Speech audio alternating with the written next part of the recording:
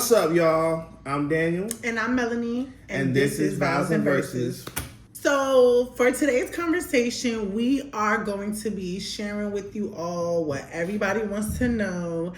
How we met, our love story, how did we get here, and all the things. Y'all need to mind your business.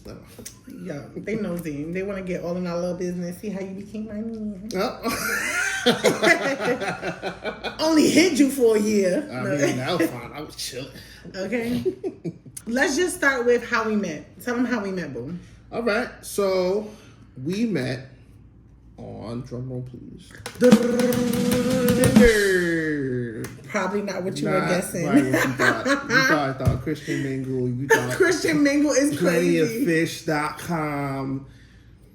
I mean, I can't even. I was looking like about POF, but meanwhile, Tinder ain't not better. Okay, it's not better at all. The audacity. You see how soon we forget, y'all. See, you forget the humble beginnings. It's crazy. The funny thing was, for me, I joined Tinder because I was like, okay, well, let me just see what this is all about. I didn't really care about much. I got on the dating app and I was like, by day 6, I said, this is stupid. I told my brother, I was like, not doing this. This is stupid. I can't do it. I'm going to get off this app. Okay. And I wasn't getting on another app. I was like, nope, we're going to get off this app. But then what had happened was a certain somebody had swiped and I got a notification. I was actually on the way to work and I got a notification that somebody had swiped. And I was like, okay, cool. Who's this that had swiped? And usually, guys, y'all know what it is. If you have Tinder, usually when they swipe on you, they expect you to have the first conversation, do something, say something witty. You might not get a response, but hey, you got to shoot your shot first. That's not what happened here. So what happened was, I'm trying to let the people know. Tell them what happened. They came in, so I opened my inbox, and I got a message from her. And the funny thing is, this was around daylight savings, so her first question was, how's the time train cheating you? Now, to her, that might have felt like that's very general question, but for me, as a guy, we don't really get interacted with first. We're always the ones who have to interact first. So for me, that was shocking because I'm like, whoa, she asked me a question first. I like that. Okay. That's kind of nice. Wow. So that's y'all sign, ladies. Hit that man up and see how he's doing. Men like that. Can I share my part of this before we go further? Go ahead. So on my side of things, I have always been in a relationship. I was like a serial dater, but I had never dated online. And so this was my first time trying out like the whole dating app thing. I was not feeling it. I was like, if I see one more person getting drunk, getting hot on these apps, they had them Hennessy bottles like sitting on the top of the cars. Like it was just not... Yeah, it just wasn't giving what it needed to give. And I'm like, if this is what dating online is like, I was better off trying to meet people in real life. And so, but I was in a new state. We didn't tell them we're in New Jersey. All right. We're in New Jersey. That's all I get. Yeah, we ain't gonna tell you where. Y'all not pulling up to our house. We already letting y'all in our house, but y'all can't come to our house. No, just kidding. But so I'm new to the area. I don't really have anybody here. I don't know anyone here. And so I was like, you know what? This is kind of a cool way to connect. And so it's just not really hitting on anything, especially not on Tinder. There were some other little apps that I was on that there was a little bit of a better selection visually, but not really much depth to the people. And so I come across his profile. He was a wild card. It was like, I couldn't really tell like which pictures were like new pictures, which pictures were old pictures. So I'm like, I don't know which one I'm gonna get. But I like his smile. I like his dimples. His bio wasn't very thirsty. Like he wasn't, this is for y'all that are on dating apps. Like people care about your profile, your bio, what it says. His was very like lighthearted. It didn't really seem like he was like on games, but his intentions weren't too clear. Like it was just a happy medium that I really appreciated. It was like hard. I can't remember exactly what it says. I think it said, let's see something. I think I said like just I don't know. Let's find out. Let's see what happens. I don't know, something Oh, yeah, some like swipe and let's talk and see where this goes or something like that. You mentioned like being a goofball or funny or I just said off the bat, something. yo, I'm a goofball, so don't expect Mr. Serious and deep conversations off the rip. You're gonna get goofball. Immature. No, I'm just kidding. But so I was like, okay, let me swipe and see. So when we matched, I think the interesting part of it also was simultaneous to that, I wasn't on the internet. Like I had gotten off of social media for a time. Mm-hmm. Also, let's note that this was before Christ, so I wasn't saved. I didn't have a relationship with God or any of these things at these times. I think that's important to note here also. Do you want to share with them like your spiritual condition? Like, at the time, yeah. No, I mean at the time I knew God. I knew Christ. I accepted Him in college, but I was on I like to call it like a spiritual rebellion. Like I knew, but I wasn't really acting like it. So I was I wasn't very like Christ-like. That's the best way. He was on his prodigal son. Yeah, this is why she could listen. I like that.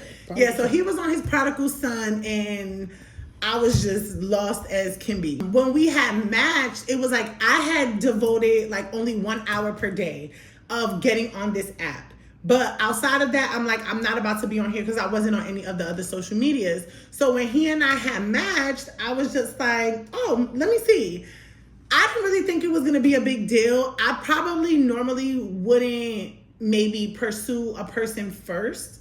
But I don't know. In that moment, it was just like, how you doing? Like, how the time change treating you? Like, and so that started our conversation. So we were kind of chit-chatting back and forth on the app a little bit, but my time was about to be up, y'all. Like, I'm about to get off the app till tomorrow. And only for 1 hour. And I'm also trying to honor my commitment I made to myself. So I didn't even make this man work hard. Like, he didn't even really have to work hard. I'm like, look, I'm not really on social media. I'm only going to be on this app. And I was actually about to delete it. But our conversation is going pretty good. So here's my number. If you think the conversation is going good, then hit me up. So my opinion in that moment was the Lord was, said, here's your shot. I said, oh, snap. Oh, it's done. Oh. So he just kind of made it easy for me, which was great. Praise God. He said his yoke is easy. His burden's light. Talk about it. Hey. Talk about it. For me, I was already on my way out from the app, but like she was really cool compared to all the people I had been on the app. Some of them were just very dry. Some of them were not really that interesting. Some of them looked good, but it wasn't really working for me. So when we had a good conversation. Now, like the conversation started. It wasn't like the small little boxes. It was like a thick. This was like the block of like each conversation. Paragraphs. Okay, maybe I should. Don't be giving them your card information. I'm canceling this card right now. Just to let you know that fraud. But no, like when she had mentioned it, like we had a very genuine conversation off the rip, and this was early in the morning because I think it was like 8 o'clock, 9 o'clock in the morning when we were talking on Tinder. But we were talking. Yeah, because I think we both woke up to the match. I don't know. We kind of like low key like swiped at the same time. Yeah, so it was interesting. So when that had happened, I was like, oh yeah. So we had talked very deep, very quickly, and I was on the way to work. I had to work at Amazon at the moment at the time, and so I was like, oh, I'm about to get ready for work. This, that, and the third. And she's like, okay, well, here's my number. I'm getting off this thing. I'm thinking, oh snap! I got the number off rip. I didn't even have to work hard. Did you think I was easy? No, I just thought I thought she was different. Like automatically, I'm like, that's different. That's different. Like usually, like they don't people might want to wait. They're not sure how you feel. You might get the social media. I thought I was gonna get social media, but obviously she was on the social media fast at the time. So I'm like, that makes sense. And I'm respectful. It's not like I'm gonna be like, oh, she got the number, whatever. I was like, hey, I got the number. So let's see where this goes. I'm thinking she genuinely wants to see where this goes. So I'm like, I'm about it. Let's go. So by the time I had gotten her number, this is not my best moment, y'all. That he's about to tell y'all. So I was gonna leave that out. But she already. It's a real conversation. We telling them the whole truth and nothing but the truth. Okay, all right. I'm a new creation in Christ. Right. So what happened was the first thing I sent a text and I said, "Hey, this is Daniel," and she goes, "Is this your texting app?" Now at the time, I had an Android. I don't want to see no hashtag Android, hashtag stop it. He who finds himself a wife, finds himself a good thing. A helpmate will level you up. For example, transition you from Android to Apple for the betterment of your well-being.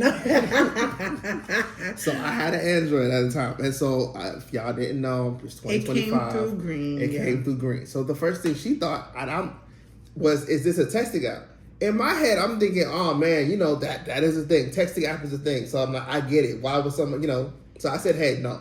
It was because his area code. That was the other thing. So not only was it green, it had a plus sign in front of the number. That's usually some little fake texting app or like some spam trying to get your credit card information, something. And then it was like, your area code starts with the 8. It was just like a remedy for like fraudulent activity, I suppose. Clearly, I've been through some things. Clearly, she had worked it's for. True, though. She had a good interview doing questions, because the next thing that happened was step 2 of the interview process was where we asked the hard questions, and then by hard questions is do you do this, do you do that, do you do this, now, and I'm like, no. What was the questions I asked you? So the questions were like, do you smoke weed? Do you drink? Do you have somebody who likes you, who think they like you, but you don't know that they like you? And I was like, no. Do you have kids? Do you have a wife? Do you have a wife? Are you in a relationship with somebody? Do you smoke? Yeah. Does somebody think they're in a relationship with you? Right. And I was like, no. Can I elaborate real quick? By all means. For those of y'all that are watching, I want to explain why those were my questions and why they were like the first thing. I mean, maybe some people will be like, well, you should have been asking that on the app before you even gave him your number, but I don't have an issue with blocking people.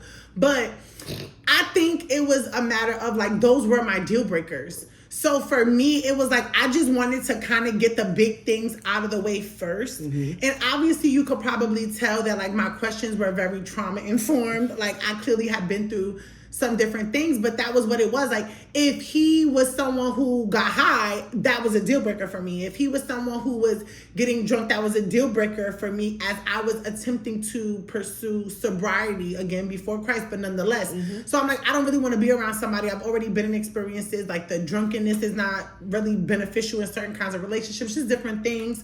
If you have children, that was a deal breaker for me. And we'll talk about that. We learn, we grow, our mindsets change in the Lord, mm-hmm. and all the things, but that was a deal breaker for me at the time. Right. And then on top of that, it was also like, I had been through infidelity. So it's like, do you have someone else? Are there any loose ends that need to be tightened? People that might think that you're in a situation, even though you're not thinking that, just wanting to kind of get that out the way. But I think it really did set a tone for transparency, mm-hmm. As well as direct communication in our relationship very early on. Yeah, and so for me, I'm like, oh, well, I ain't got this. To me, I'm thinking, hey, these are good questions to get out the way anyway. So I was like, I ain't got nothing to hide. Nope.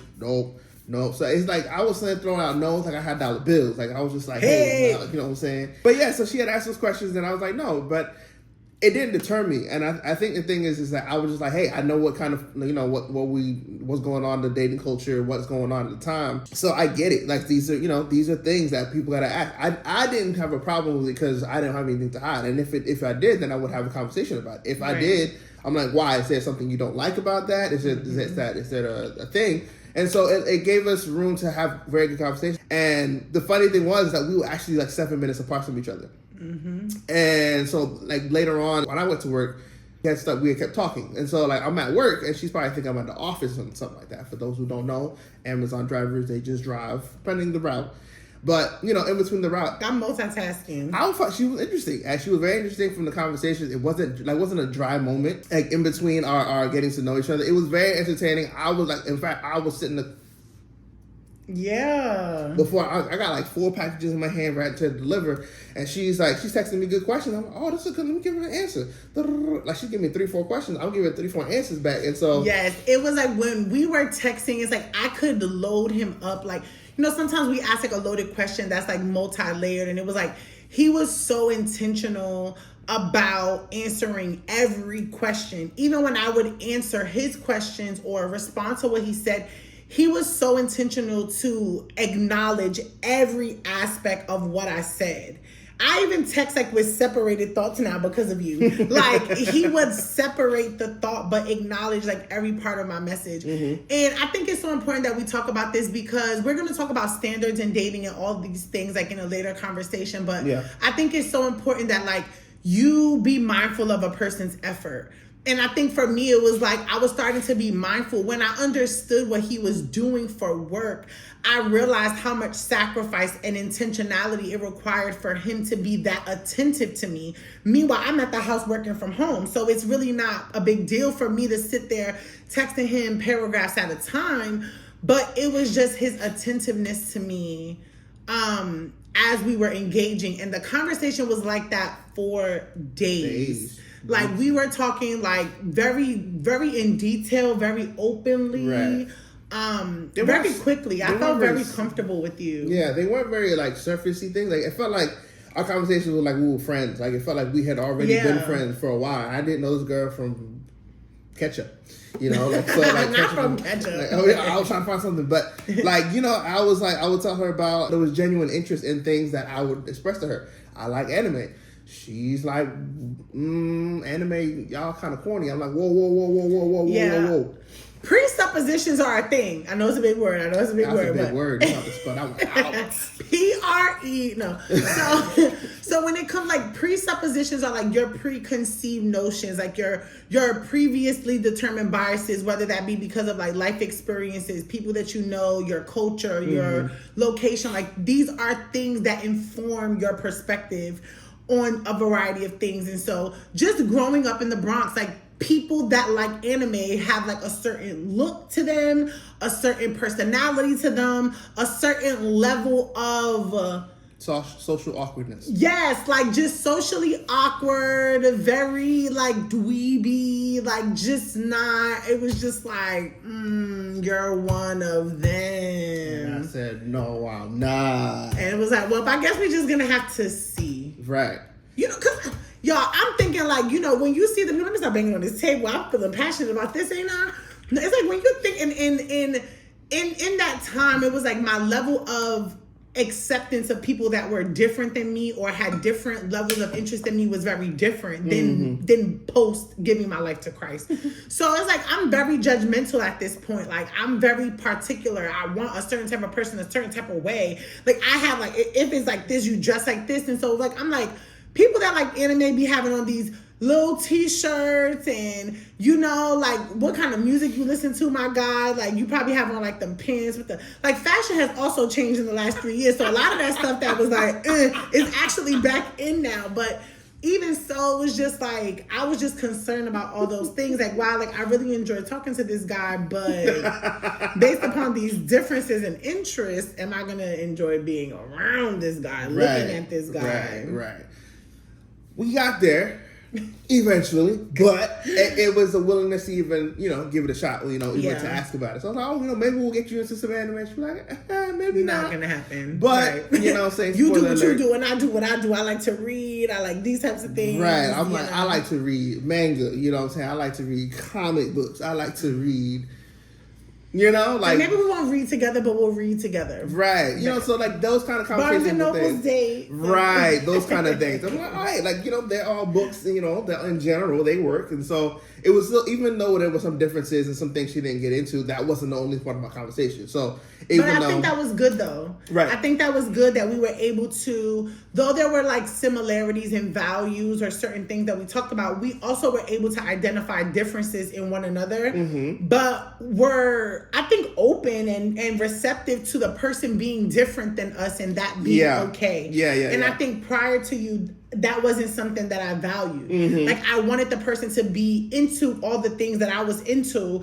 thinking that that made us compatible. Right. Though there has to be some level of commonality for the relationship to work, but I was open to a person that was different than me this time around, whereas before I kind of wanted someone a little more like me in terms of like hobbies, interests, perspective, and things like that. For me, it was actually the opposite. Some of my interests are different. That not everyone gets into the same thing. Like, sure, I'm a creative. I like to draw, but I also like anime. Anime, it's cool now. Anime is cool now. You see, like all the hip hop people, they don't. There was a time anime was not cool. Right. However, there were other things that I did like to get into that, you know, I knew that, okay, not everybody would probably like anime, but maybe would you be willing to even talk about it? Get into at least one episode, watch it with me just because of the sake you want to watch, just spend time with me regardless. That's what I was always looking for. Not to accept the hobby that I was in, but like just that, like, be wanted to come and be a part of it just because, you know, that it's something that I like. So you don't have to accept it or have to like, oh, now you got to wear a t-shirt. But no, I'm like, just like, watch the episode or like, just let's discuss it and see what you think about it. And if you don't like it, that's fine, because I will do the same thing for you. I don't know if you say she likes monster trucks. I don't care about monster trucks, but hey, she likes monster trucks. Let me at least go give it a shot, give it a whirl. Who knows? I might like it afterwards, but that's me giving it a shot to be able to open up. It's my more world. So like valuing what the person that you're trying to get to know values. Right. Acknowledging it, being open to it, and not being very dismissive of what someone else is into, because like it's selfish, really. Mm-hmm. Like it's all about you and what you like and your preference, and but being open to. She kind of like this, that, and the third. She don't like this, that, and the third. I don't know. Right. Let's be real. Not everybody's gonna like the same things you like. Can we still coexist even if that didn't happen? Right. So that was also something that was like made the conversation just kind of flow easily. And so as we were talking, as the days go by, and like I think it started getting weeks, my phone would actually like. Again, I was on delivery, so my phone would be in my pocket. So probably like you probably had like the text message thread because you were texting me open. Yeah, open. And it would just call her. And then so she's like, did you mean to call me? I'm like, no, I was just texting you. I didn't mean to call. I didn't think I was going to call her so early on, because I'm like, it's only been like, what, 3 weeks? 3 something, maybe at the time? I don't know. I can't remember. But it was around that. It hadn't really been that long, yeah. It hadn't really been that long. So I'm like, I'm not going to call her as of yet. I like the text messages. Like, we're talking really good. So I'm just going to take it easy, take it slow, not rush into things too quick. But his pocket had other things in mind. Apparently so, because this wasn't the first time or the second time or the third time. And so at the time, I think by the third time it had happened, we were talking about, at the time she had sent me a voice note of an episode that she, like a podcast, previous podcast she had started to work on before. She's no longer active right now. Don't look for it, you ain't gonna find it. But it's something that she had sent, and she's like, and what was also something that stuck out to me is because this was something that was close to her and that she was working on, and she was willing to share it with me to ask for my opinion. And for me, I thought that was cool, because I'm like, man, this is something that you don't know me, but the thing is like, you're willing to share something like that with me, and it's something that you're crafting, you're creating, and it's like it's you formulating your thoughts and ideas, similar to kind of how we're doing here. Yeah. And I thought for me that was kind of cool, because it's like, man, like you're taking your time to even share this with me. Like, hey, like give me your thoughts on this. And I was like, okay, I liked it. Let's go. Send it to me. Mm-hmm. And when she sent it to me, like it was her. It was her. Like I was like, I heard her voice for the first time. I heard her like enunciations, how she pronounced it, her accent, her a little attitude, a little spice here and there. And I was like, ooh, okay, I kind of like this. But I was like, okay, well, like, let me actually give her a call, so that way she can actually, I can give her my thoughts on what the thing was. And I was determined not to, because I had a tendency before to not really tell people what they needed to hear, but it's kind of what they wanted to hear. Yeah. So it was very like, oh, this was great, this is that. I wouldn't give like a constructive criticism. Because I just didn't want to, like, I didn't feel like I want to step on your toes or, be like, oh, I'm a hater. It's like, no, I like your stuff, but it's like, I feel like, oh, my opinion wouldn't matter. But I've been trying to grow out of that kind of mentality. Thank you for that. Mm-hmm. To get better at, giving people constructive criticism and helping them grow in their own craft, because that's what I would want for myself. And so when she had shared it to me, I was like, oh, okay. I like the points that you were talking on, but who exactly is this? Like my target audience. Who's your target audience? Who you're trying to reach out to? And for her, she was like, what you mean target audience? I'm just gonna try to put this out there and tell this to the people. And I was like it was like whoever heard it. Who it was for. I didn't consider really who would be listening. I was just adamant that who needed to hear it would hear it. And I was like, and that's great. However, the audience that you probably want to talk to, that also could help expand who else you're trying to reach to, if based off your language, because that could off-put people. Yeah, so it was like I was sharing very vulnerably my experiences and what have you. The name of the podcast had profanity in it. My usage of profanity was like every other word-ish. It was just, that was the best way I could communicate at the time. And in my brokenness, it was like, that was raw. It was honest. It was me. Mm-hmm. I believed then that was my identity, mm-hmm. and that I was entitled mm-hmm. to communicate in that way because of what I had been through. Right. And so it was like, here I am being vulnerable and sharing with this stranger who I think it was a protective measure. Like, I did feel extremely comfortable with you, but mm-hmm. it was like, it was a protective measure. Like, here's every bad thing that has happened in my life. Here are the things that I've participated in. Here's the ways I've failed in relationship. Take it or leave it. Mm-hmm. Like, you know, like, it was like, it feels like it was a protective measure in hindsight. But to me, it was being vulnerable. It was being authentic. I felt comfortable with him. I just wanted him to kind of like, you know, like, if you think you're going to get with me, this is what I'm preparing to release to the world. This is the level of vulnerability and transparency that I intend to be on. So if you want to be with me, you're going to have to know, like, you know, your mom might hear this. Like, your bros might hear this. Like, I want you to know first. And so there was that. So when he challenged me in that way, and I'm like, I don't care nothing about those people. Like, if they can't handle no profanity, then this ain't for them. And I meant business. I stood on that. She stood on it. I stood on that, and he was like, "Well, I'm just gonna encourage you to just consider." And I was just like, "Well, here you go, first strike." No, I'm just kidding. So that's what I thought. I'm like, hey, I'm gonna share my thoughts because I mean, this is what conversating with me would probably be like. Mm-hmm. So you know, I didn't want to lie and be like, it was great. But I was like, no, it was good. But here's just my thoughts as a listener, as you know, someone who listens, because maybe what you have to say is great, but how you're giving it out can also off-put me from what it is. So it would be like, here's, like, I'm not saying change who you are, but it's kind of like, you know, you can pull back on, you don't have to use every word in the catalog to be able to get your word across. And she was like, I'll consider it in the next episode. Right. And so, you know, I was like, hey, that's all I'm saying. That's all I'm asking. It was just an honest critique. I'm not trying to come at you as a person. It was given iron sharpens iron. So that from that point on, that's also another part. Phone calls. Usually after text message, we'd be texting. I think we texted every day. Yeah, there were no missed days. There were no long periods of silence.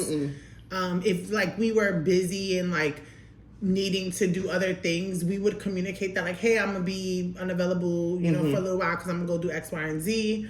But it wasn't. We were very communicative. Yeah, and I'm a gamer, so I also like, you know, when I get on the sticks, I would tell her like, hey, I'm playing a game online. Like my response might be a little delayed. Yeah, like it's just in between games. But I'm, you know, like and so what happens if I die in the game? Okay, hello. And then I'm getting back on the sticks. Because I already kind of set the tone for it, it would made it a little easier for her to know, like, okay, he's not doing nothing crazy. He's just on the sticks playing with his guys, you know, stuff like that. And so I thought that was also cool. Like that kind of ebb and flow kind of late in our early conversations was great. It wasn't like because I was around and you were getting to know me, you stopped all of your normal rhythms to get to know me and set this unrealistic expectation. Instead, it's kind of like, this is what a day in my life looks like, and I'm trying to integrate you into my already existing rhythm. Right. You know, I think that's huge too. Yeah. So I think like then we started talking on the phone, and so it was just as frequent. You know, sometimes when we talk on the phone, it can start to get a little dry. Now the text message was great, but then the phone call, that happens. Like they dry on the phone. Right, they're not as funny on the phone. They're not as cool on the phone. They're not as intriguing on the phone. And then you can't just drop an emoji or LOL when you're not really laughing on the phone. Right, you can't send a GIF. Don't get at me, people who say GIF. Right. What's wrong with y'all? A little meme or whatever, yeah. But, you know, like, you can't send that over the phone. So you have to genuinely be yourself. It's and true. Surprisingly, like, you know, I was like, hey, this is just me on the phone. So we were talking on the phone. It got to the point where I would clock in at work and I get in my van, get my joints, you know, load up my van. And then by like 12 or something, I'm calling her, like I'm on the route. And I'm already giving her a call like, hey, she's getting involved in my like morning routine. Like, how many stops you got today? Like, she's getting like how many packages you got to deliver? Like, does your route make sense today? Right. Like, you know, and then I think a beautiful part of that though is like, you know how like some people say like you could tell a person's character by how they treat the waiters or waitress or like the person serving them. Yeah. I was able to like really get a feel for your character, like in the midst of those calls. Like I was able to see like how patient you were toward impatient people, how kind you were to really rude and disrespectful people. And that's not to say you were like that all the time. Like sometimes, of course, you got impatient or like got frustrated, and rightfully so. Yeah. But it was like I was able to kind of get a feel for your temperament, which was very different than mine. And then you're in New York with nasty people. And I'm hearing them on the phone, and I'm over here, in the back. I'm like ready to buck up, like put me on speakerphone. Right. Don't talk to him like that. Like he's trying to bring your water up the stairs. Like like immediately feeling like wanting to defend him and seeing like just how genuine and kind he was, and like his ability to like work hard and things like that. So those were kind of like things that really attracted me early on. But I also can't lie, it kind of like made me feel insecure. Also because it's like I could see how impatient I was, and I could see how unkind I was, and I could see how crazy my mouth was. And it was just like, man, like this is a really good guy. And I don't know what I was expecting, but it was just like man, like he really is a good guy. And maybe he's too good for me. Like maybe my attitude and my trauma and the things that I've been through, like, I could think back to a time when I felt like I was a good girl, but in that moment in my life, I didn't feel that. And it was like, but he didn't make me feel like that. And I would express some of those insecurities and those concerns to him. And he was like very reassuring, very understanding.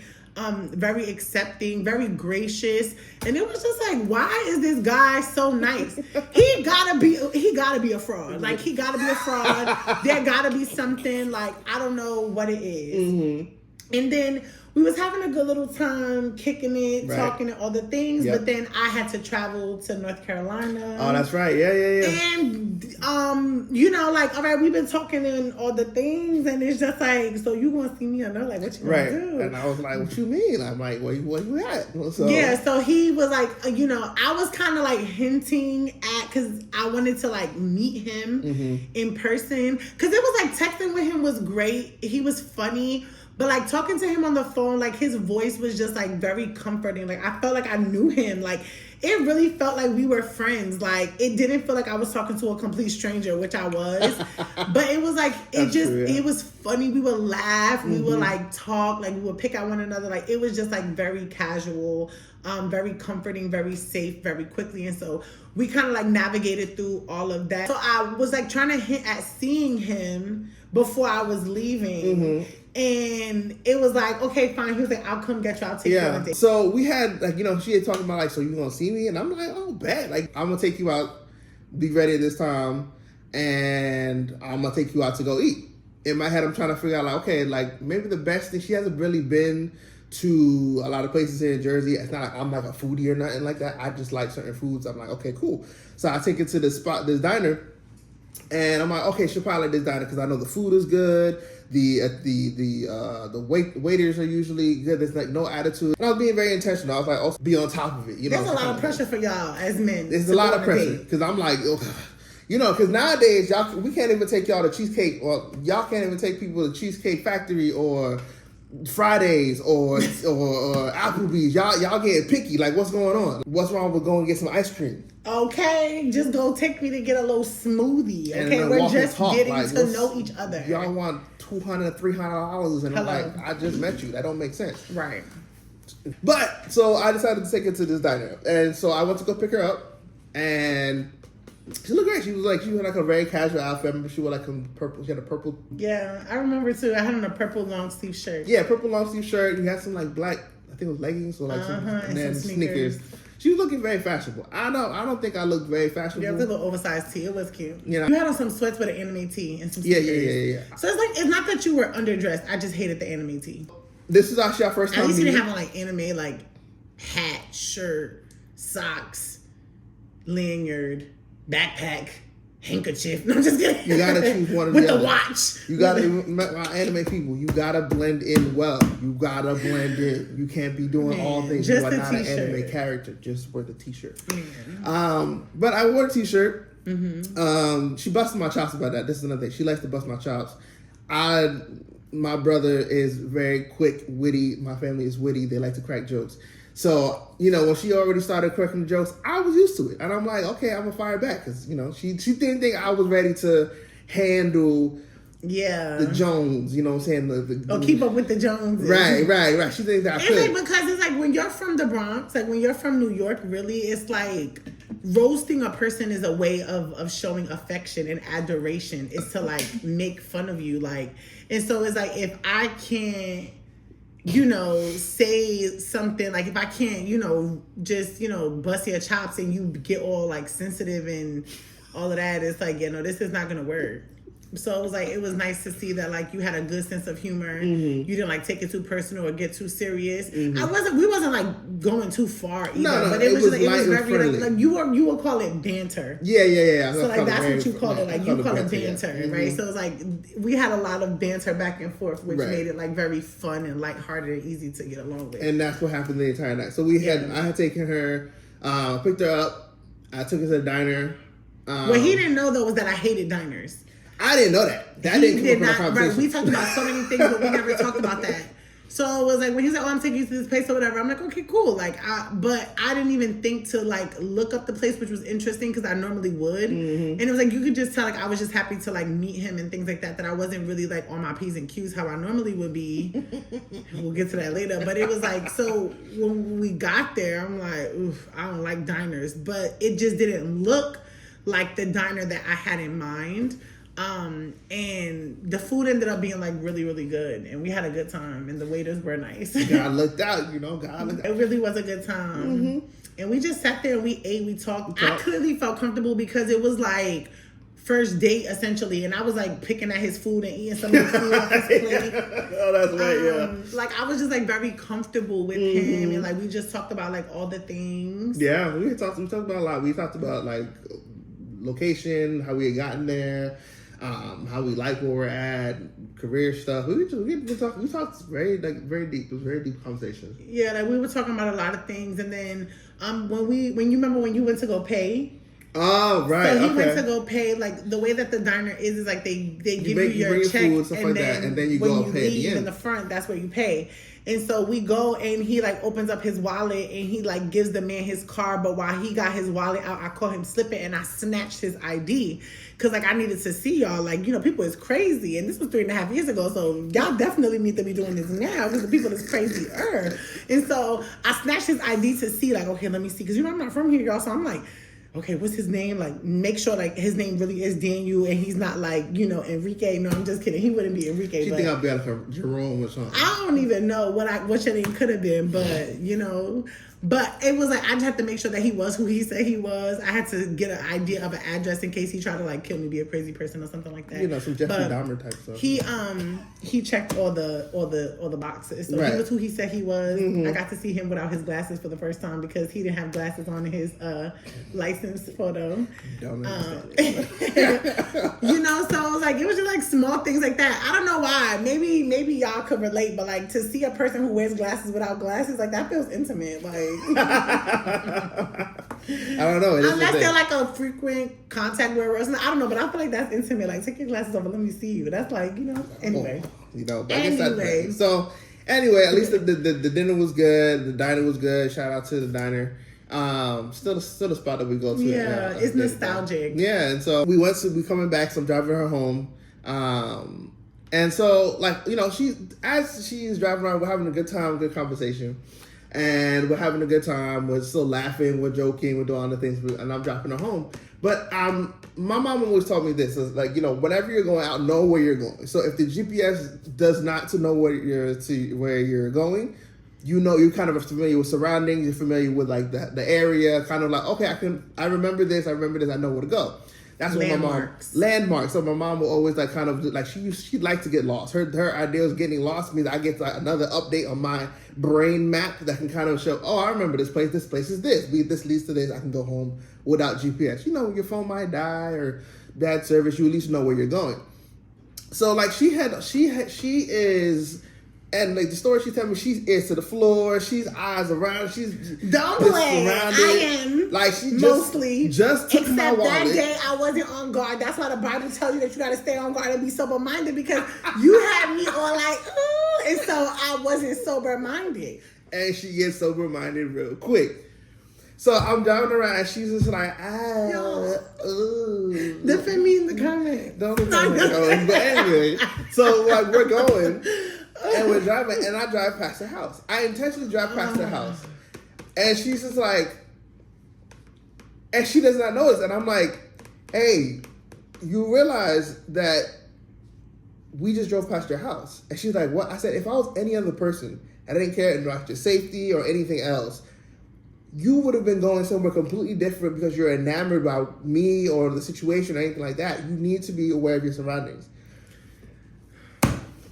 Yo, I'm married now, I can say.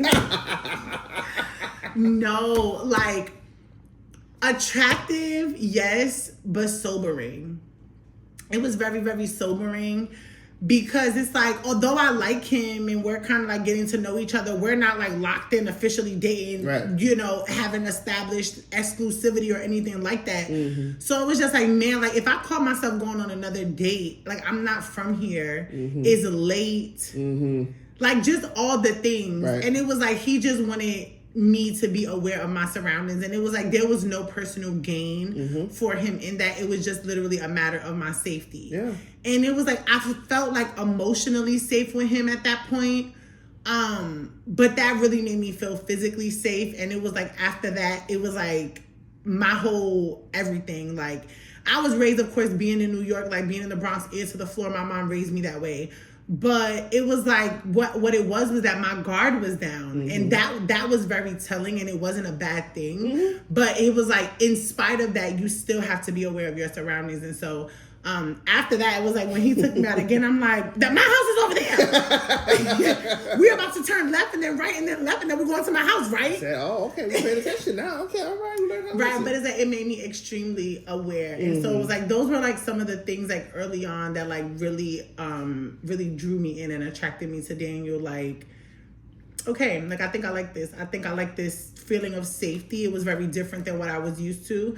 But I think a lot of my brokenness made that temperament that he had like very difficult for my nervous system to process. Like I wanted him to be something different so bad. Like it was just like, okay, all of this is great, you're great, conversation is great, but where's the catch? Where's the kid? Where's the chick? Where is the STD? Where is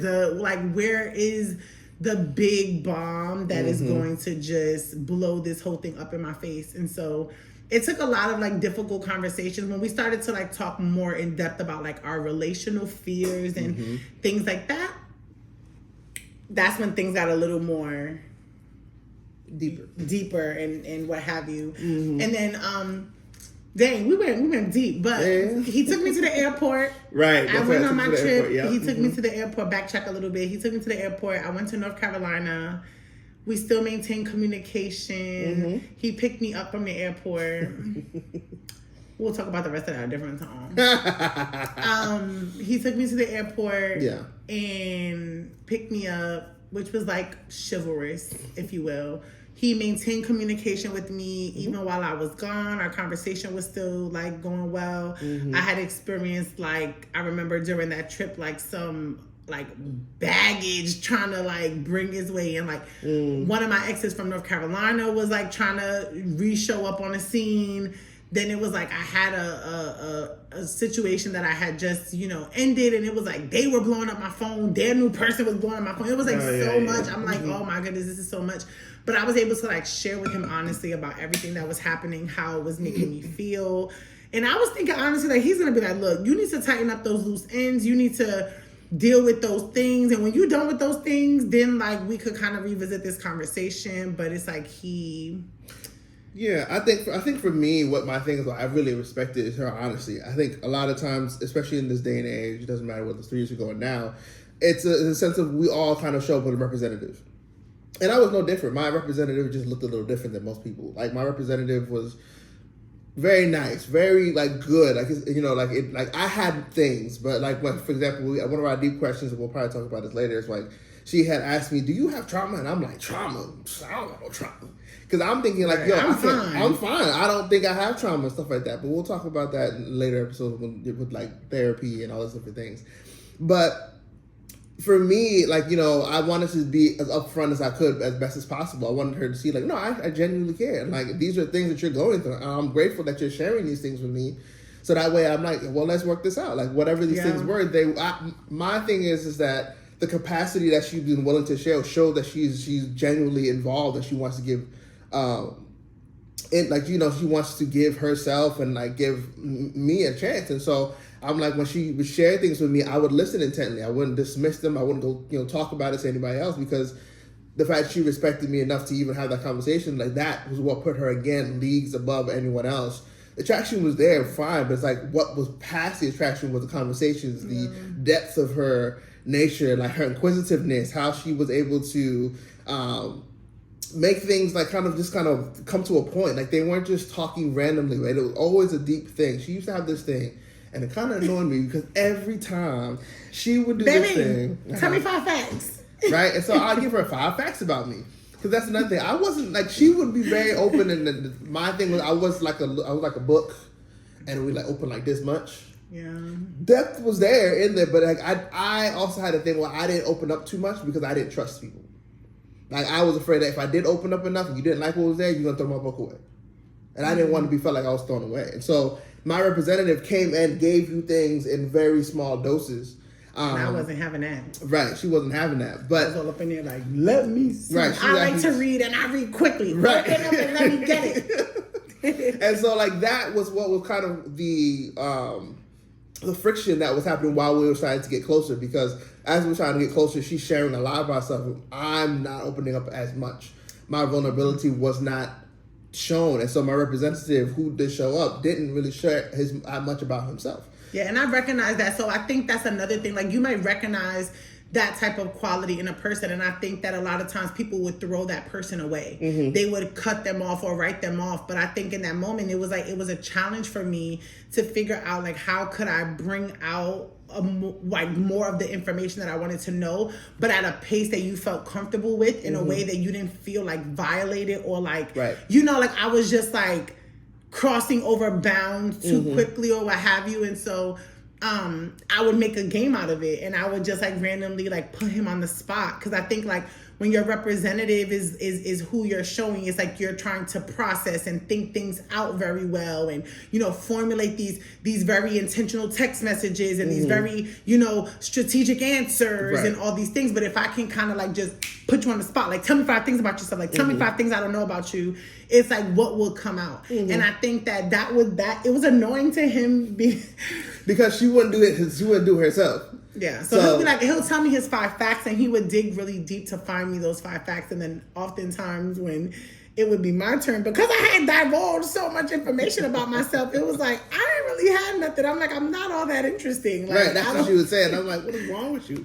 But like, I think that also helped this is what also helped our conversations go certain, because I'll tell her 5 facts, she'll pick one thing and it'll be another 3-hour conversation. Yeah. And so like, that's kind of what helped us grow deeper and closer together in relationship.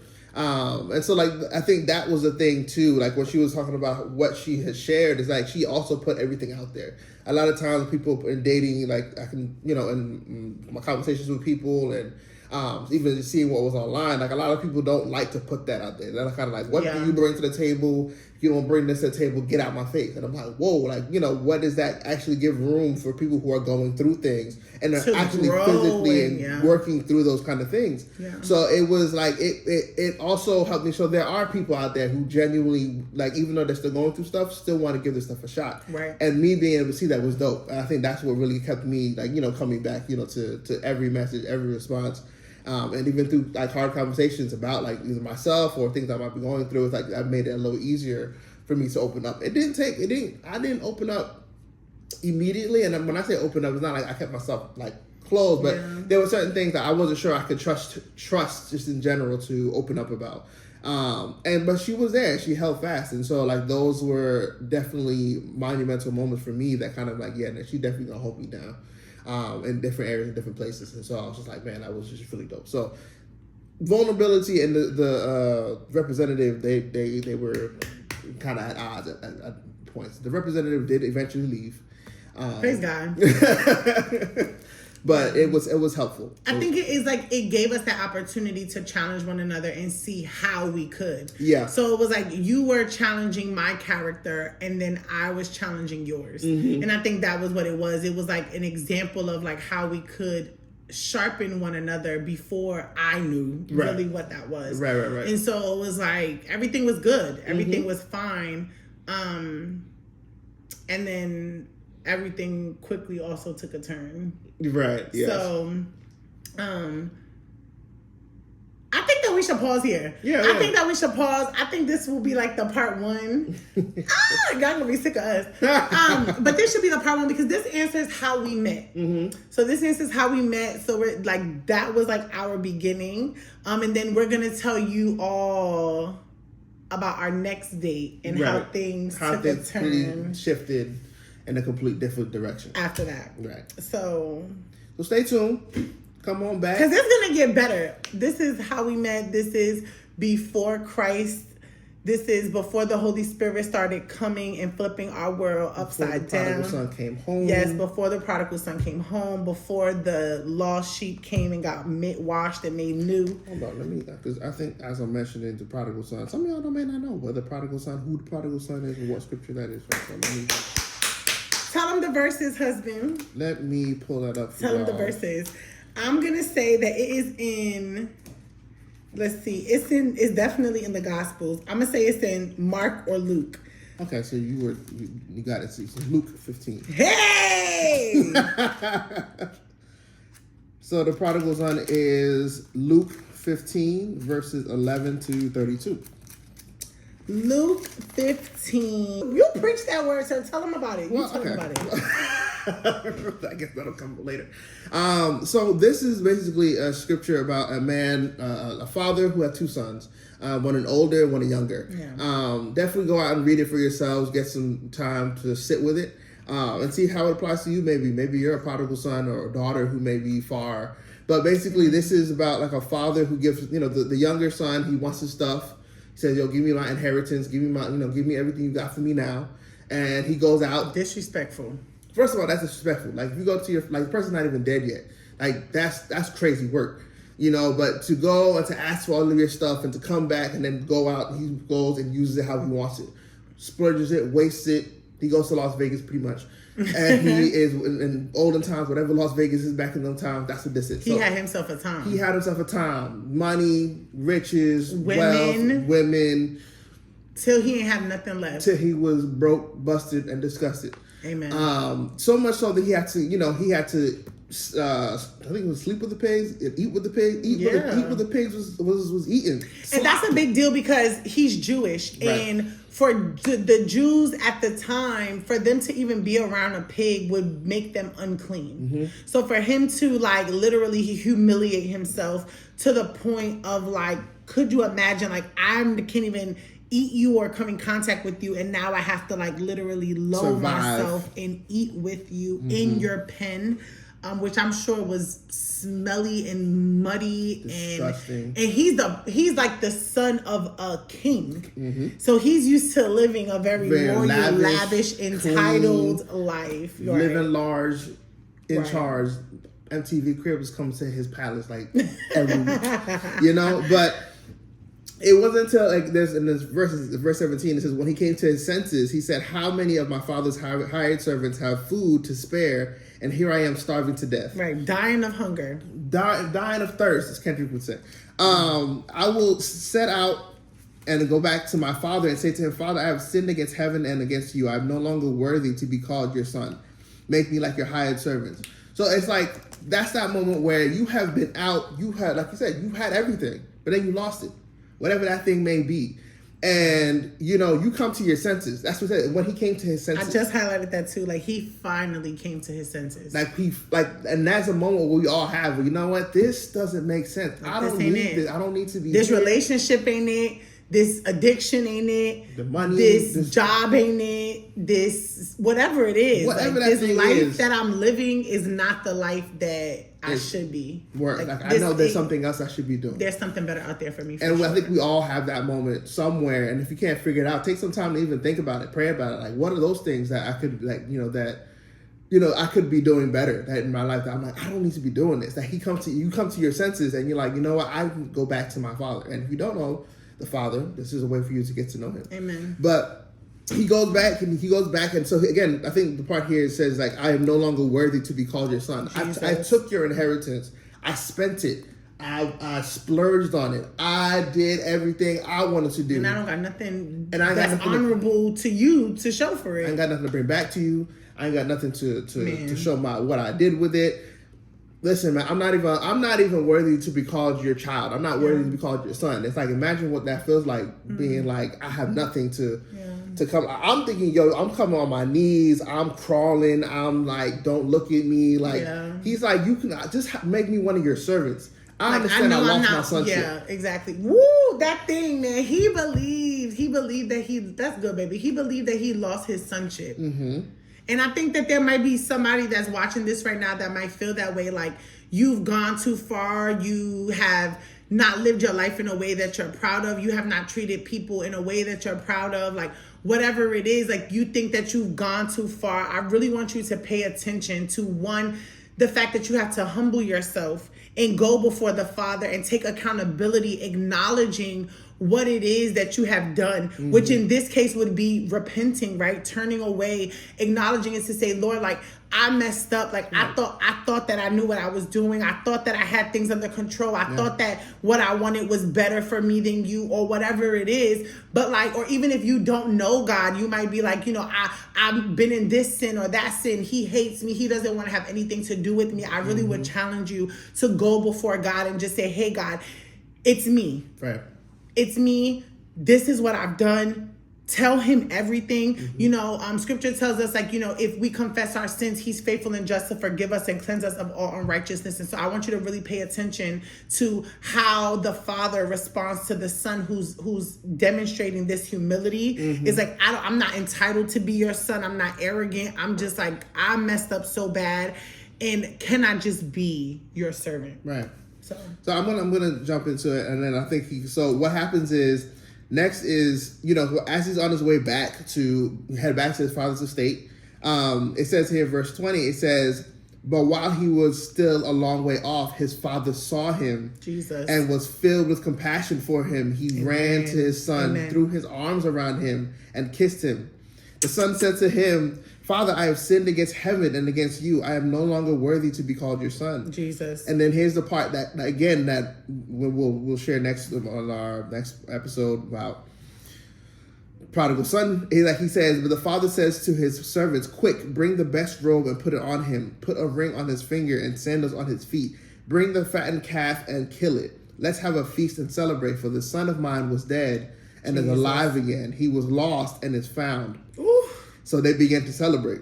Thank you, Lord. And it's just like, the father whose money I just spent, whose money I just wasted, that was meant for me. Disrespected, wanted him dead, basically. Like, I want your money more than I want the rest of the time that I have of you alive with me.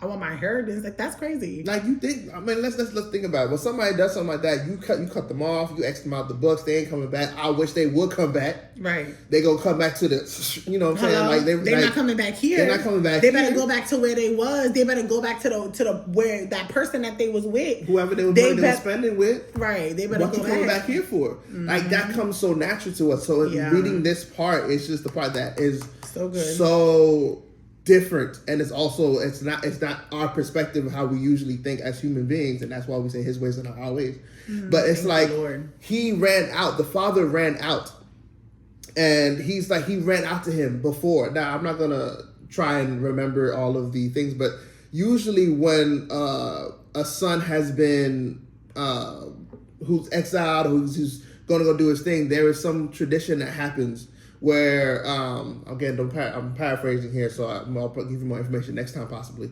But there's like, they'll take a bunch of pots or jars of like little ceramic pots that you might have on a plane or something like that.